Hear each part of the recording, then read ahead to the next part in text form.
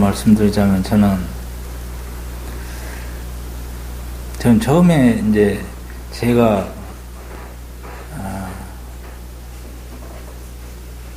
구원받았다 이렇게 생각을 했을 때는 어떤 변화가 있었냐면은 이게 성경에 있는 말씀이나 이 예수님에 관한 이 복음이 이게 사실이구나, 이게 뭐 꾸며진 얘기가 아니고 이게 사실이구나, 이걸 깨달았을 때 나는 내가 구원받았다라는 것을 깨닫게 됐는데 저는 처음에 복음에 접했을 때 난 이게 뭐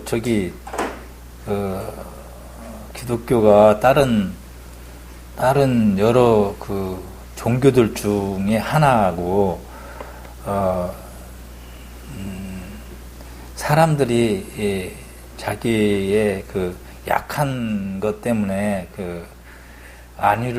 위안을 삼고 이렇게 의지하기 위해서 만든 여러 종교들 중에 하나다, 기독교 역시. 난 그렇게 생각을 했었거든요. 네. 그래서 기독교 역시 이게 사람이 인위적으로 만들어낸 종교들 중에 하나다, 이렇게 믿었었는데, 언젠가 이게 사실이구나, 이게 어떤 인위적으로 만든 게 아니고 이게 사실이다, 그것을 깨달은 적이 있었어요. 내가 이제 그때가 언제냐면 군대 제대하고 이제 좀 시간이 있어갖고 집에 있었는데 네, 형님들이랑 이제 집에 있으니까 집에 있지 말고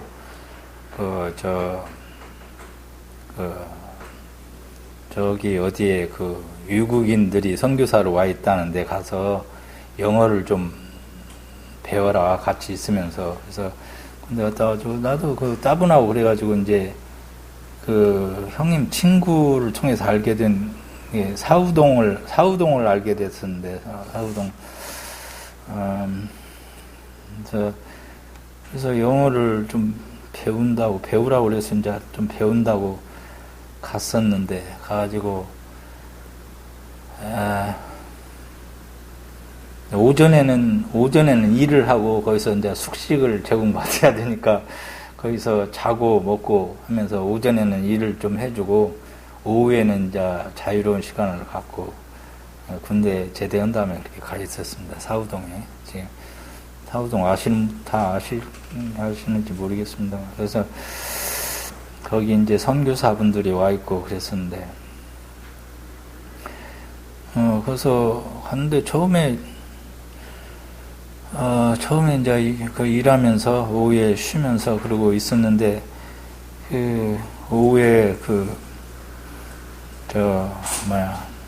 영어 성경 공부를 한다고 하더라고요. 그래서 영어 성경 공부에 지금 캐나다에서 오신 베티 자매님이 이제 캐나다에서도 교사를 하셨다나 해가지고 성경을 가르치기로 해가지고 갔었는데, 그때 나하고 구도자 또 한 명, 대학생 한 명이 와 있었는데 그 사람하고 또 베티 자매님하고 저기 조성훈 형제님 자매님, 심자매님하고 또 성석기 형제님 자매님하고 이제 5명이 영어 성경 공부를 했었는데, 이제 가서 들었는데,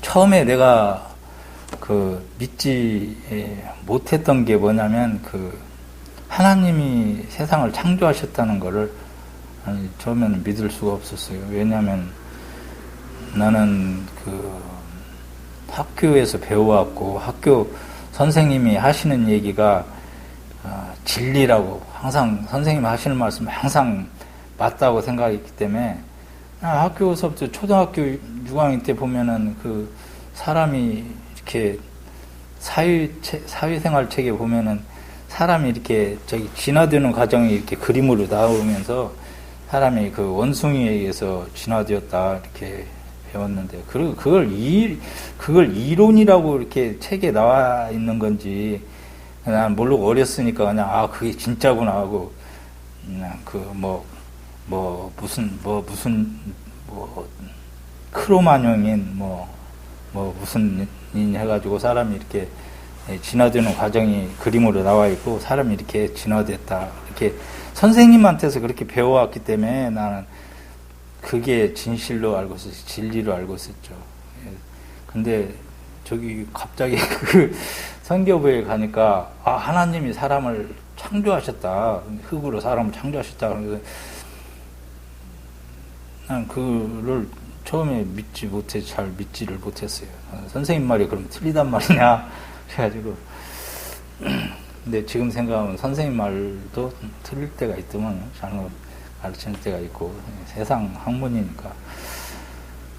그리고 또 한 가지 믿을 수 없었던 것은 예수님이 부활하셨다는 얘기, 죽은 자 가운데서 부활하셨다는 얘기.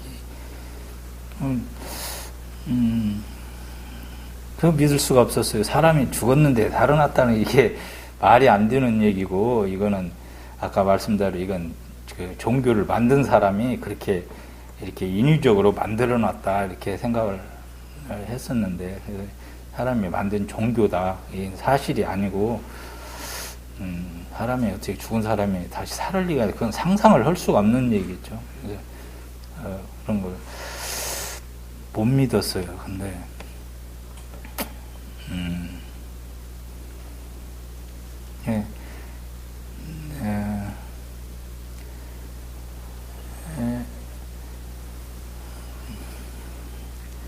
내가 가면서 뭔 얘기를 보다 내 구원에 관한 얘기를 좀 한다고 했었는데 그 얘기를 좀 못했네요. 그래서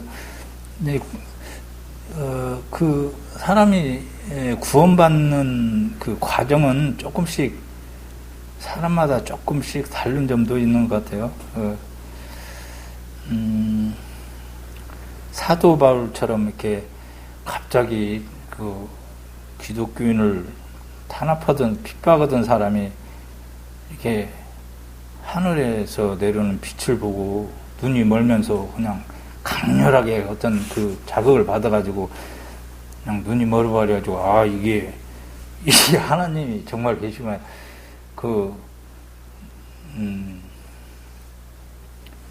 그렇게 하고 강한 자극을 받아가지고 이렇게 그냥 전혀 다르게 갑자기 이렇게 그 사람이 변화가 돼가지고 이렇게 구원받는 사람도 있고, 보면은 또 그 에디오피아, 성경에 나오는 에디오피아 그 내시처럼 이렇게 조용히 이 성경 말씀 그 이사야 53장 도수장으로 끌려가는 양처럼 이렇게 끌려가시고, 예수님이 끌려가셨고, 그 털 깎는 자 앞에 잠잠한 양처럼 입을 열지 아니하셨다. 그 말씀 그 밑에도 좀 있죠. 그 말씀을 이렇게 예루살렘에서 자기 돌아가면서 그 말씀을 보면서 이게 과연 이게 무슨 말이냐, 이게 누구를 가리키는 말이냐, 이걸 알고 싶어 했는데, 그것을 알고 싶어 했는데, 이제 하나님이 빌립을 통해서 그 부분을 해석해 줌으로 해서 이 사람이 완전히, 이게 정말 예수님에 관한 얘기구나 하면서 이렇게, 그렇게 믿는 경우도 있고, 그래서, 또 하나가 있다면,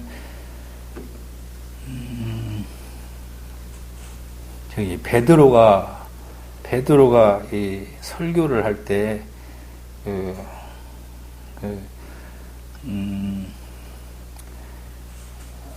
너희가 그 생명의 주를 죽였는데 하나님께서 살리셨다. 하나님께서 그분을 살리셨다. 그리고 그에 대해서 내가 바로 그 증인이다. 그렇게 얘기를 할 때 그 말을 믿고 이렇게 베드로를 따라서 믿고 그날 구원받은 사람이 하루에 3,000명이 구원받았다 그러죠. 그런 식으로도 구원받는 길이 있고, 그래서 이 사람이 구원받는 과정이 조금씩 틀릴 수가 있겠다 그런 생각을 했습니다. 근데 그 구원의 요점은 뭐냐 하면은 예수님을 믿는 거죠. 예수님을 믿는 거예요. 저 같은 경우에도 그 어떤 신화거나 어떤 종교 중에 하나였는데 이게 사실이다. 이게 진짜구나. 그래서 이렇게 깨달음을 해서 예수님을 믿는 것이 구원이다. 이렇게 생각하고 있는데, 그 사도 바울도 주 예수를 믿으라. 그래야면 너와 내 가족이 구원을 받을 것이다. 그래서 구원을 받기 위해서는 예수님을 믿으라는 거죠. 예수님을 믿으라는 건데, 예수님을 믿으라는 건데, 예수님 그럼 뭘 믿으라는 거냐? 예수님을 믿는다는 게 뭐냐? 예수님이 하나님 아들이신 것과 하나님이 인간으로 오신 분이시고, 그분이 우리 죄를 대신 지시고 하나님 뜻대로 십자가에서 고난을 받으셨다. 그리고 죽으신 다음에 사흘 만에 죽은 자 가운데서 부활하셨다. 그게 핵심 그 복음이죠. 우리가 전하는 복음인데,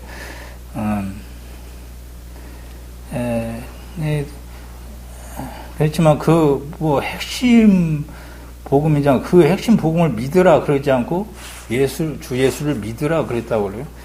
주 예수를 믿는 것은 그 핵심 복음도 되지만 이 성경에 나와 있는, 성경책에 나와 있는 그 예수 그리스도에 관한 모든 것들을 믿는 것을 의미하는 것이라고 보고 있어요. 그래서 나는 예수님이 우리 죄를 대속하기 위해서 돌아오셨다. 근데 그걸 믿는데 나는 예수님이 부활하셨다는 건 나 못 믿겠다. 라든가 이 성경 속의 일부를 못 믿는다든가 그런 거 구원하고 좀 먼 얘기가 되겠죠. 구원받는 것하고는. 그래서 핵심 복음을 포함해서 이 성경에서 예수 그리스도에 대해서 말하는 것들을 믿는 것이 주님을 믿는 것이다. 이렇게 생각을 하고 있습니다. 그래서 구원의 핵심은 예수 그리스도를 믿는 것이고, 예수 그리스도를 믿는다면 나는 구원받았다. 이렇게 구원의 확신을 가져야 되는데, 그 구원의 확신은 어디서 나오냐면, 성경 말씀에서 구원의 확신을 갖는다. 저는 그렇게 보고 있습니다.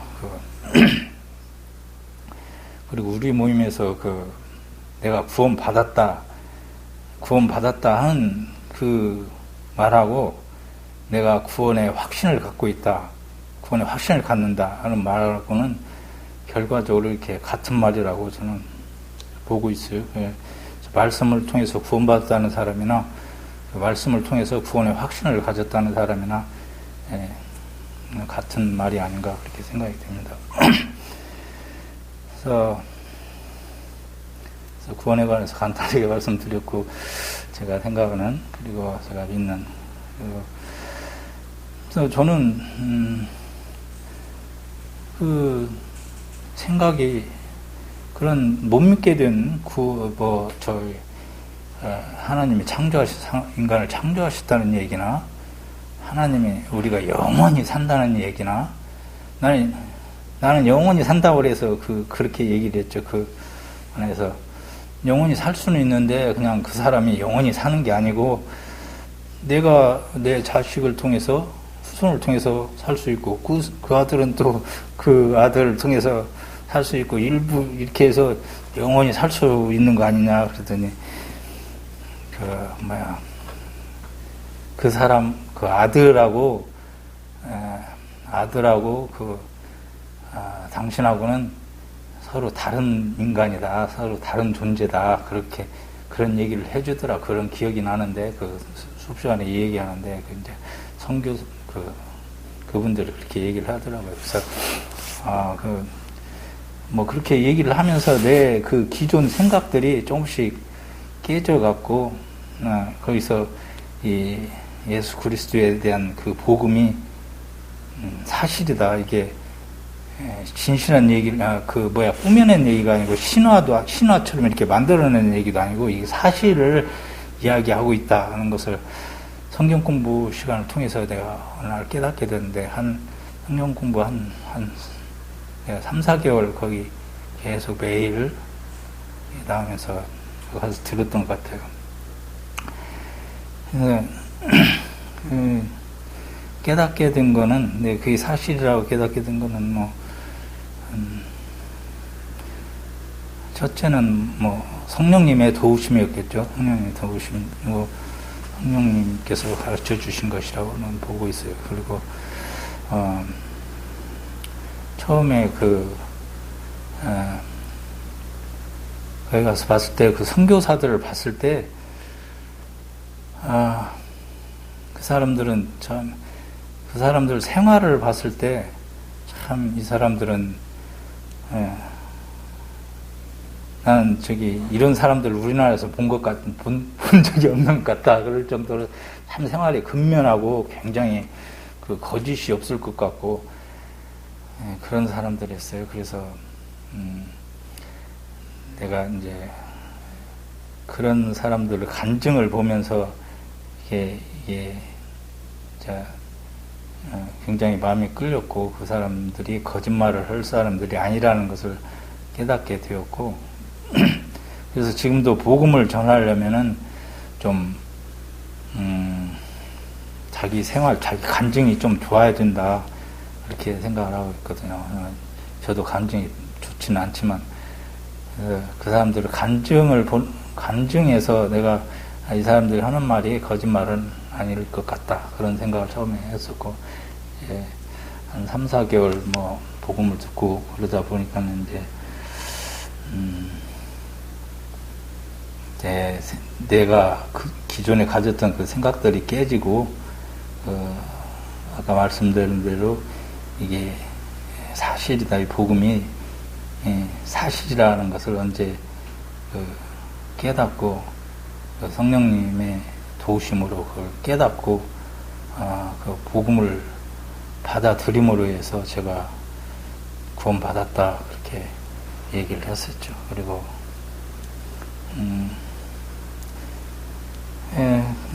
그 후에 이제,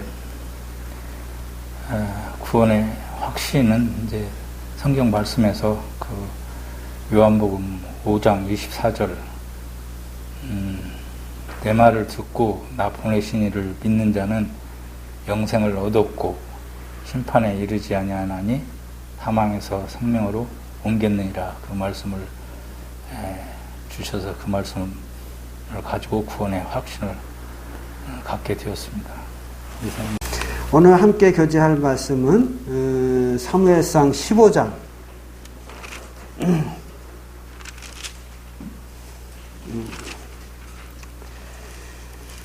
사무엘상 15장에 보면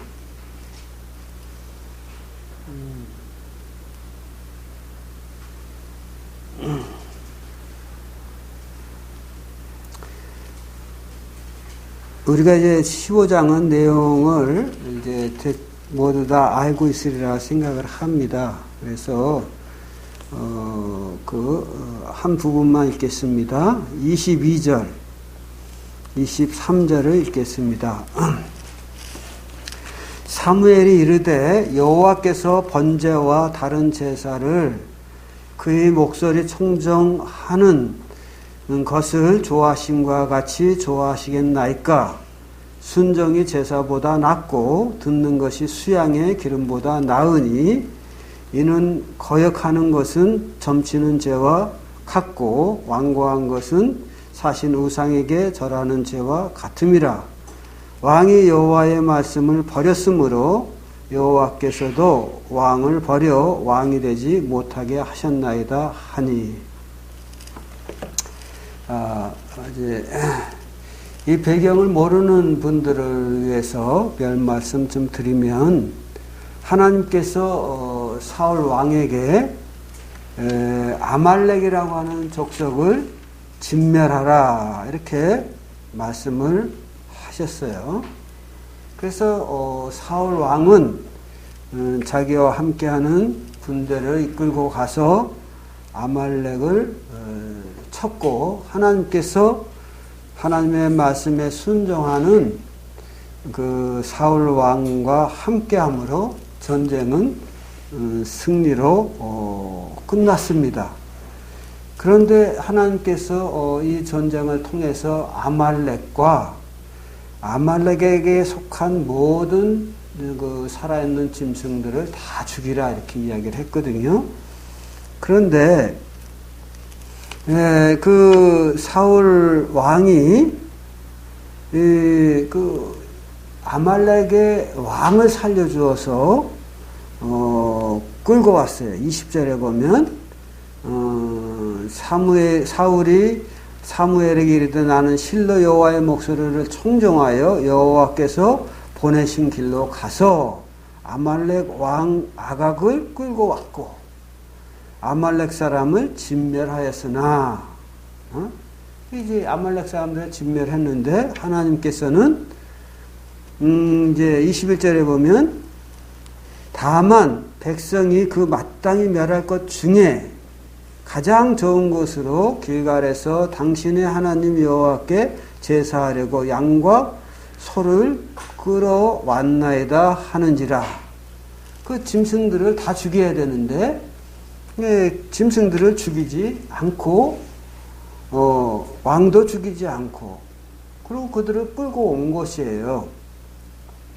그러니까 우리가 읽었던 방금 본문의 말씀처럼 하나님의 사람 사무엘이 왜 그들을 다 죽이라고 했는데 죽이지 않고 그 아말렉 족속의 족장인 아말렉 왕을 살려주었을 뿐만 아니라 또 그들에게 속한 짐승들을 죽이지 않고 가져왔느냐 하는 것이죠. 그러니까 이제 사울은 변명하기를 그거 뭐 내가 하나님께 번제로 드릴 때, 즉 하나님 앞에 제사를 드릴 때 그 짐승들을 제물로 드리기 위해서 가져온 것입니다. 라고 말합니다. 그때 사무엘이 그 이야기를 듣고는 하나님께서 제사를 좋아하시겠습니까? 순종하는 걸 좋아하겠습니까? 라고 반문하면서 순종이 제사보다 낫고 듣는 것이 수양의 기름보다 낫다. 즉 수양의 기름은 제물을 드릴 때 사용하는 것이거든요. 즉 제사를 드릴 때 사용하는 것이거든요. 또 제사를 드릴 때 짐승들을 이제 죽여 그 각을 떠서 번제로 드리는 거거든요. 그러니까 그 제사 드리는 것, 제사나 수양의 기름, 즉 제사 수양의 기름도 제사도 다 같은 의미에서 하나님 앞에 예배를 드리는 행위입니다. 예배 드리는 거 좋지만, 그러나 예배 드리는 것보다 더 중요한 일이 있다. 그건 뭐냐? 순종이다. 이거지, 순종. 하나님이 말씀하시면 그 말씀에 순종하는 것이다. 여기서 말하는 순종이라는 것은 뭘 말합니까? 그 복종이 아니에요. 복종이.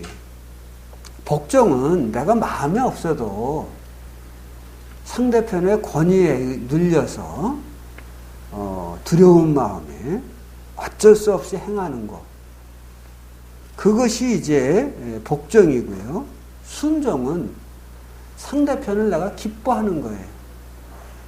나에게 말씀하신 분을 기뻐함으로, 그분을 사랑함으로 그 말을 내가 행하는 겁니다. 상대를 기쁘게 하기 위하여. 근데 제사라고 하는 것은 그 어떤 의미가 있습니까? 상대를 기쁘게 하기 위한 데 목적이 있는 거잖아요.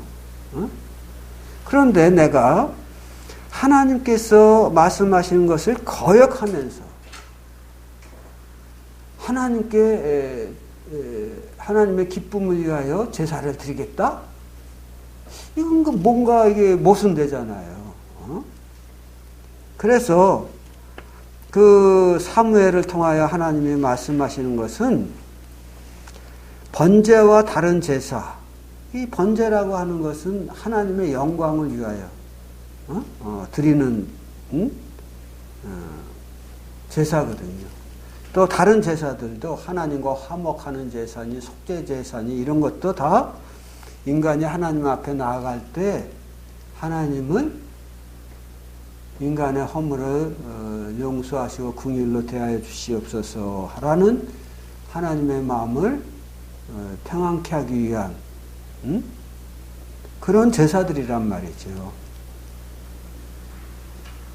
그런데 사울 왕은 여기서 우리가 본문 말씀을 보면 그 하나님께서 사무엘을 통하여 사울 왕에게 분노하고 있는 것임을 알 수가 있어요.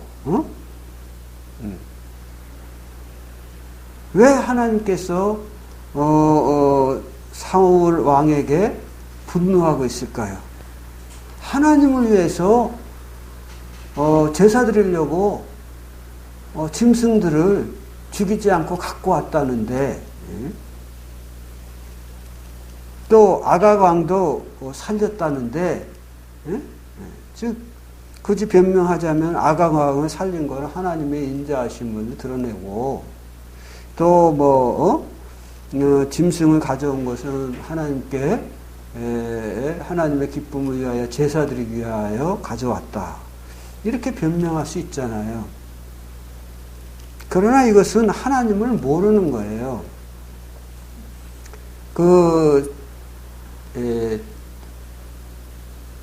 사도행전에 보면 하나님은 무엇이 부족하여 사람들에게 섬김을 받는 분이 아니시다 그랬어요.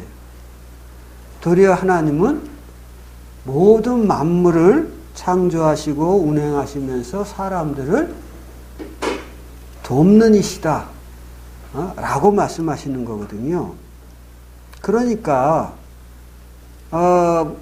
우리가 우리의 짧은 생각을 가지고 하나님을 우리들이 멸시하는 이런 행동을 해서는 아니 되는데 사울 왕이 그리했다고 하는 것이죠. 우리가 이제 찾지는 않겠습니다만은 요한복음 6장 40절에 보면 하나님의 뜻은 모든 사람이 예수님을 믿고 영생을 얻는 것이 하나님의 뜻이라 이렇게 말씀하거든요. 예수님을 통해서 죄 용서함 받고 예수님이 행하신 그 구속사역을 마음에 믿고 그분이 나의 구원자이다라는 것을 마음에 믿고 영생을 얻어 하나님의 자녀 되는 것을 하나님은 제일 원하신다는 거죠. 그런데 우리는 어떠했습니까?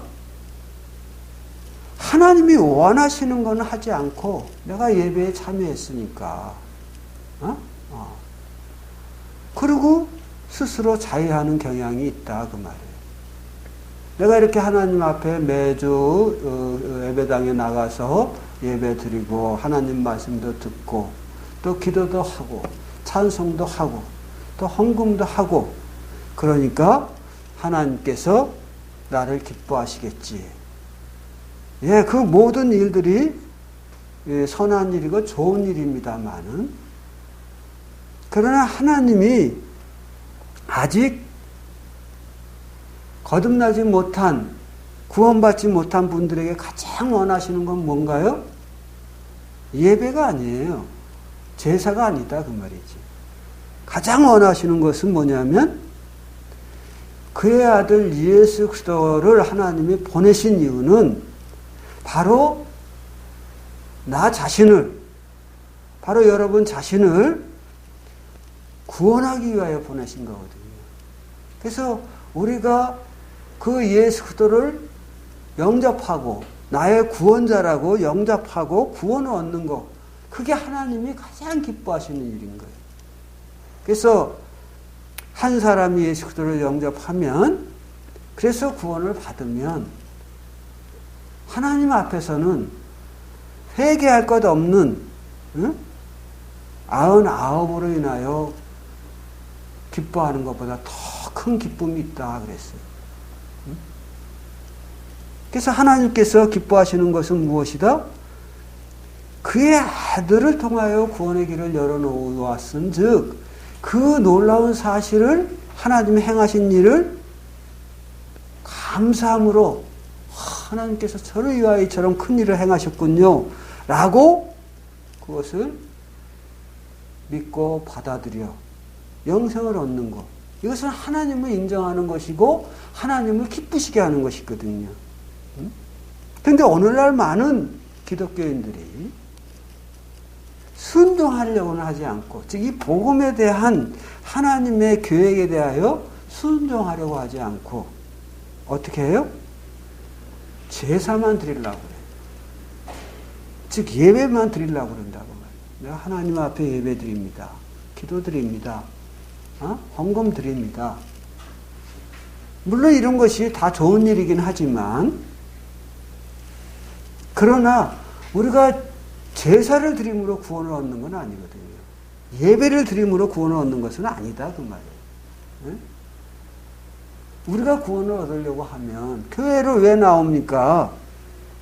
우리가 진정 하나님 앞에서 신령과 진정으로 예배를 드리는 자로 서기 위해서 나오는 거 아니겠습니까? 그럼 진정 우리가 신령과 진정으로 하나님 앞에 예배 드리기 위해서는 우리가 먼저 하나님 앞에 거듭난 자, 곧 구원받은 자가 되어야 된다.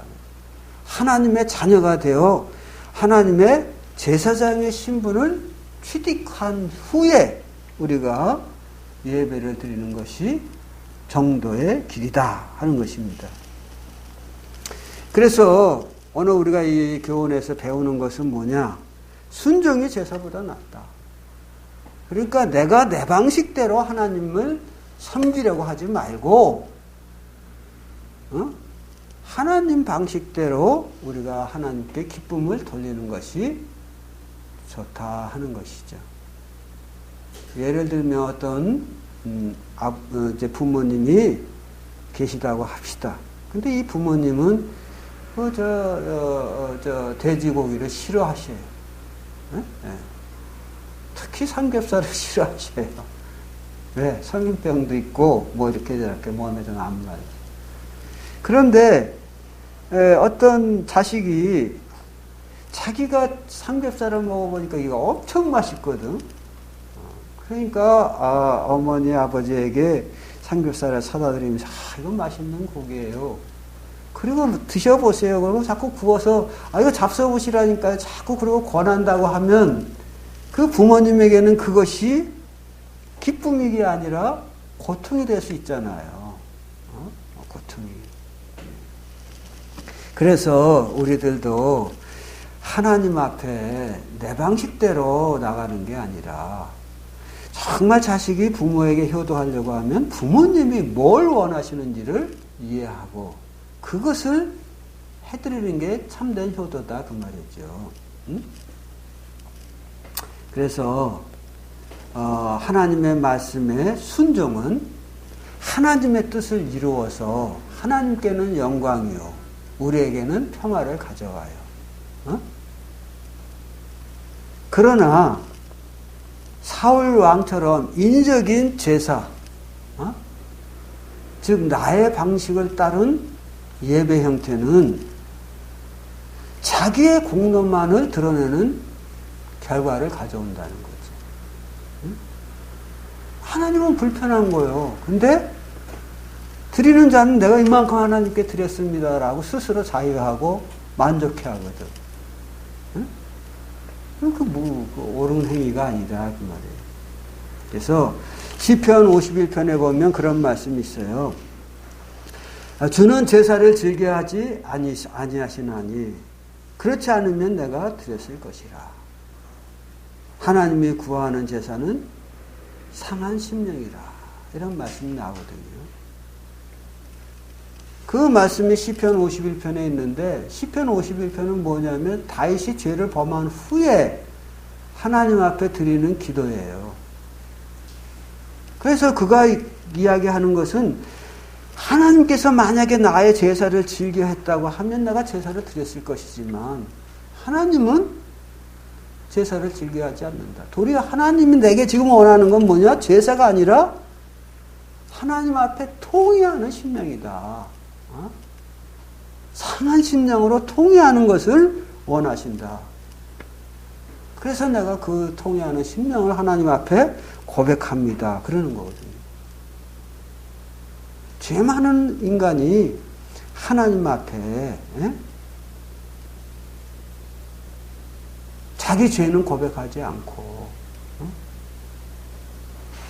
자기의 의의를 자꾸 드러내는 제사만을 드리겠다고 하면 하나님이 기뻐하시겠느냐 이거지.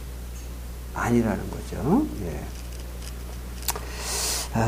그래서 여기 말씀하는 거는 뭐예요?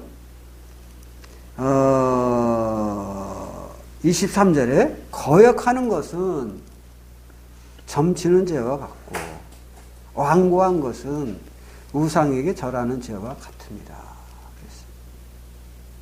거역하는 것이라는 게 뭐예요? 순종하지 않는 게 거역하는 거예요. 뭐 다른 거 없어요. 네? 이런저런 이유로 순종하지 않는 거, 그게 거역하는 거라니까. 우리는 순종하지 않는 것은 누구나 그럴 수 있는 일이고, 거역하는 일은 그건 못된 거지. 그거는 그렇게 하면 안 되지.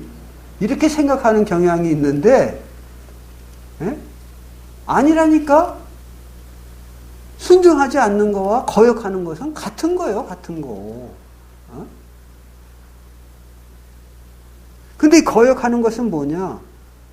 점치는 죄와 같다. 옛날에는 누가 점쳤어요? 무당들이 점쳤어요, 무당들이. 신접한 자가 점쳤다, 그 말이에요. 귀신하고 접한 사람들이. 예? 귀신 아래서 행동하는 사람들이 무당이 되어서 점치고 이랬거든. 그러니까 그 귀신에게 하나님께 나아가지 않고 귀신에게 나가서 점치는 행위와 같은 것이 뭐냐? 바로 하나님의 말씀을 순종하지 않는 거. 다른 말로 표현하면 거역하는 게 그와 같은 죄다. 그래. 네, 같은 죄다. 완고한 것은 우상에게 절하는 죄와 같다. 완고한 거라는 건 뭐예요? 다른 말로 표현하면 순종하지 않는 거. 완고한 것은 순종하지 않는 거하고 뭐 다른 것처럼 생각하는 경향이 있는데 그게 아니라니까요. 히브리서 2장에 보면은 2, 3장에 보면 누가 광야에서 엎드려져 죽었느냐 이거지. 하나님께서 이스라엘의 백성들이 광야를 이렇게 출애굽해서 광야를 지나갈 때 누구를 광야에서 다 엎드려져 죽게 하셨느냐 하는 거예요. 하나님의 말씀을 듣고 완고한 마음으로 가진 자, 하나님 말씀 듣고도 완고한 마음을 가지고 순종하지 않는 자들을 죽이셨다. 죽이셨다. 그래서 우리는 거역하는 것과 완고한 것은 순종하지 않는 것과 다르다 이렇게 생각하고 나는 순종하지 않을 뿐이지 뭐 거역하거나 완고하거나 이러지는 않아. 이렇게 생각하시는 분이 있을 수 있어요. 근데 그게 아니라니까. 같은 거예요, 이거는. 근데 그건 뭐와 같다? 사신 우상에게 절하는 것과 같다는 거지. 우상을 섬기는 것과 같다는 거예요. 하나님을 섬긴다는 사람이 우상 앞에 가서 절하는 것과 우상 앞에 절한다는 말이 무슨 말이에요? 우상 앞에 제물을 드리며 예배 드린다 그 얘기예요. 어떻게 하나님께 나아가는 자가 빛의 자녀라고 하는 사람이 어둠의 자녀들이 행하는 우상에게 나아가 절을 할 수 있겠습니까? 그 있을 수 없는 일이잖아요. 그런데 사울 왕은 자기의 생각을 쫓아서 하나님의 말씀을 대했어요. 다른 말로 표현하면 하나님의 명령을 듣고 받아들여서 순종하기보다는 그 하나님의 말씀을 임의로 해석하고 자기의 좋은 대로 행했다고 하는 거예요. 우리들도 그럴 수 있어요.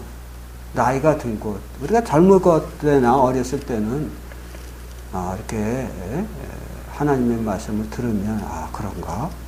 그리고 우리가 순순히 받아들이고 순종하려는 마음이 있는데 나이가 들면 자기 생각이 많아. 그래서 하나님의 말씀을 나름대로 비판하면서 대하는 거예요. 그래가지고 임의로 해석하는 거예요. 하나님이 이렇게 말씀하셨는데도 불구하고 그거 꼭 뭐 다 죽이라는 말이겠어? 사실 아말렉이 이스라엘의 원수였거든요. 원수 중에서 가장 악랄한 원수였어요. 아말렉이 존재하는 한은 이스라엘이 편할 수가 없었어. 그래서 하나님이 아말렉을 완전히 진멸하라 했는데 사울 왕은 그것을 거부한 거예요. 즉 원수를 자기 앞에 세워놓은 거예요. 죽이지 않고. 그로 인해서 이제 역사에 보면 뒤에 이제 그 에스더 시대 때 그 아말렉의 사람이 그 이스라엘을 다 진멸하려고 계획을 세웁니다. 그냥 놔뒀으면 다 죽었을 거예요. 그러나 하나님이 개입하셔서 참 이스라엘의 멸망을 피할 수 있었던 길이 있었거든요. 그런 위험이 어디서부터 시작되느냐? 바로 이 사울왕 시대 때부터 시작되는 거거든요. 그래서 우리도 나이가 먹어감에 따라서 또 신앙의 연륜이 쌓이고 또 사회적인 지위도 좀 높아지고 그러면은 자기도 모르게 좀 하나님의 말씀을 가벼이 대하는 경향이 나타난다는 거예요. 사울 왕처럼 하나님의 말씀을 순종하기보다는 임의로 해석하고 자기 좋은 대로 대하고 행하는 경향이 있다는 거지. 그러나 우리가 이것은 교만이라는 걸 알아야 됩니다. 고린도서에 보면 손절로 한 자는 넘어질까 조심하라 그랬거든요. 우리 그 앞에 말씀에 보면 이런 말씀이 나오죠. 앞에 보면 13절에 보면은 사무엘이 사울에게 이른즉 이렇게 나오죠. 이제 사울 왕의 하나님의 명령을 받고 그것을 행한 후에 사무엘이 왔어요. 오니까 이제 사무엘이 오니까 사울 왕이 당당하게 내가 여호와의 명령을 행하였나이다. 이렇게 이제 13절에서 말을 하죠. 그러니까 14절에서 사무엘이 아니 그러면 내 귀에 들려오는 이 양의 소리는 도대체 무슨 소리입니까? 어찌된 일입니까? 하고 묻는 거죠. 그러면서 이런저런 대화가 있어요. 그리고 결론적으로 17절에서 사무엘이 왕에게 말하기를 왕이 스스로 작게 여길 그때에 이스라엘의 지파의 머리가 되지 아니하셨나이까. 여호와께서 왕에게 기름을 부어 이스라엘 왕을 삼으시고 어떨 때? 스스로 작게 여기고 겸손 가운데 있을 때는 하나님이 당신을 높여서 왕이 되게 하셨다. 근데 지금은 어때요? 사회적 지위가 올라가고 또 나름대로 경륜이 세월이 흘러서 자기들 이제는 하나님의 말씀을 안 되는 거지. 그런 위치에 들어가니까 하나님의 말씀을 임의로 대하는, 다른 말로 표현하면 컸다 이거지. 자기도 자기도 모르게 교만이 들어온 거예요. 그래서 우리가 신앙의 연륜이 쌓이고 사회적인 위치도 높아지면 우리는 조심해야 돼요. 내가 하나님의 말씀을 사울처럼 경히 여기는 건 아닌지. 그래서 이제 우리가 여기 보면은 이렇게 사무엘이 사울에게 이 말 저 말을 하는데 그 하는 말은 뭡니까? 왜 여호와의 명령대로 행하지 않았습니까? 하는 것인데 사울은 거기에 대해서 자꾸 변명을 하는 거예요. 이런 변명처럼. 내가 뭐 나를 위해서가 아니라 하나님을 위해서 그렇게 했다니까. 하나님을 위해서. 이런 식으로. 그러자 하나님께서 하신 말씀은 뭐예요? 23절에 있는 대로 왕이 여호와의 말씀을 버렸으므로 하나님도 왕을 버려 왕이 되지 못하게 하셨나이다. 예. 우리 하나님께서 우리로 하여금 말씀하십니다. 예수들을 상한 심령을 가지고 예수 그리스도 앞에 나와 회개하고 예수 그리스도를 영접하라. 그리하면 내가 구원을 얻을 것이다. 라고 말씀하시죠. 그런데 우리가 회개하지 않고 하나님의 말씀을 버릴 때 어떤 결과가 나타납니까? 하나님도 23절에 있는 말씀처럼 바로 하나님의 말씀을 버린 당신을 버려. 하나님의 자녀가 되지 못하게 하신다는 거예요. 즉 여전히 죄 가운데 거하도록 하실 수밖에 없다는 거죠. 왜? 구원의 길을 거부했으니까. 그래서 우리가 어렸을 때 하나님의 말씀이 그러한가. 그리고 아멘으로 화답하던 영혼들도 사회적으로 이제 나이가 들고 사회에 또 좋은 직장을 얻게 되고 이러면 하나님의 말씀을 버리는 경향이 있어요. 위험한 것입니다. 그러나 우리가 분명한 것은 우리 요한복음 3장 36절 말씀 보고 마치겠습니다. 요한복음 3장 36절.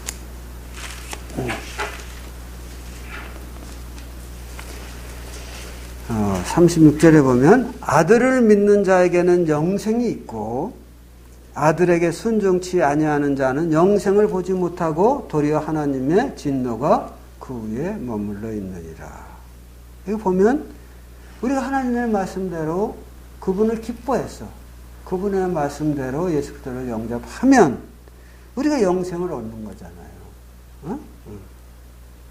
그래서 모든 믿는 자에게 주시는 멸망치 않고 영생을 얻게 하려 하십니다 하는 말씀과 같이 믿는 자는 영생을 얻게 돼 있어요. 그러나 하나님께서 그 아들을 통하여 행하신 모든 구원 사역을 믿지 않고 그 아들을 구원자로 영접하지 아니하는 자는 어떤다?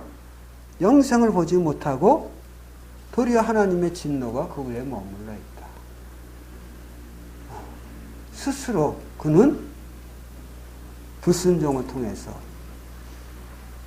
하나님의 진노 아래 거하는 거예요. 축복 아래 거하는 게 아니라 하나님은 사랑의 하나님이시잖아요. 선한 하나님이셔서 우리에게 복을 주시기도 하시고 그러나 하나님은 또 공의로운 하나님이셔서 잘못된 부분에 대해서는 진노하시기도 하시는데 스스로가 불순종을 통해서 진노 아래 거하는 이런 행위야말로 어리석은 자의 행동이 아니겠느냐. 그래서 이 말씀을 듣는 모든 분들이 정말 이제는 잠시 겸손한 마음, 정말 작은 자로 생각하며 하나님 앞에서